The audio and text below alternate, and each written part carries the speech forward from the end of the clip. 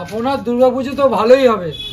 হ্যাঁ হ্যাঁ, আমাদের তো দুর্গাপুজো ভালোই হবে, কিছু মনে করবেন না, একটু পেরে দিলাম। তোমার দাদা তো মুদির দোকান থেকে অষ্টমীর বাজার করে। আচ্ছা কি হয়েছে? ভালোই হয়েছে। আমার যা হয়েছে না সে আমি খুব ভালো করেই বুঝতে পারছি।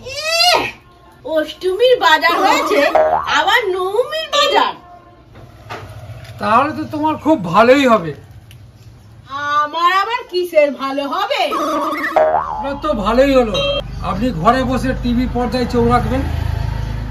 আমার যে ভালো হয়েছে, তা কেন ভালো হয়েছে সেটা একবার বলো দেখি। পুজোর পোশাক দোকানে থাকতো, সেই পোশাক ঘরে থাকবে। ঠিক করে বলো, কিন্তু আমি কিন্তু বুঝতে পারছি না। এই সহজ কথা বুঝতে পারছো না? এবারে পুজোয় বিশাল বৃষ্টি হবে। হ্যাঁ দাদা, আমি বুঝতে পেরেছি। তোমার দাদার এত পয়সা খরচা হতো না, পুজোর পোশাক তবে দোকানেই থাকতো, ওটাই ভালো হতো। দাদার বুদ্ধি আছে, দাদা ঠিকই করেছে। কেন কেন বলো তো? হ্যাঁ, তোমার দাদার মাথায় প্রচুর বুদ্ধি আছে।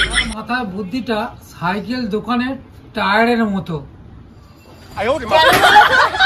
তোমার দাদার মাথার বুদ্ধিটা সাইকেলের টায়ারের মতো। এই সহজ কথাটা বুঝতে পারলে না? না না, আমি বুঝতে পারিনি। তাহলে তুমি মনোযোগ সহকারে শোনো।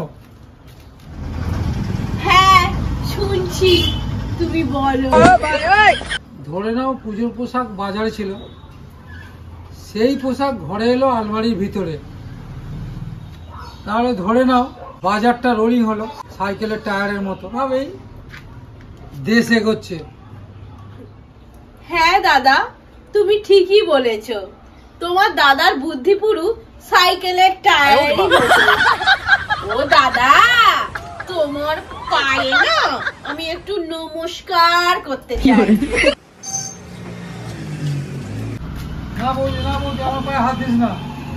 কেন দাদা কেন? না না, আমার পায়ে হাত দিস না, আমার পায়ে অনেক ধুলো আছে। কি হয়েছে? হ্যাঁ তুমি ঠিকই বলেছো, সাবানের বাজার তৈরি হবে।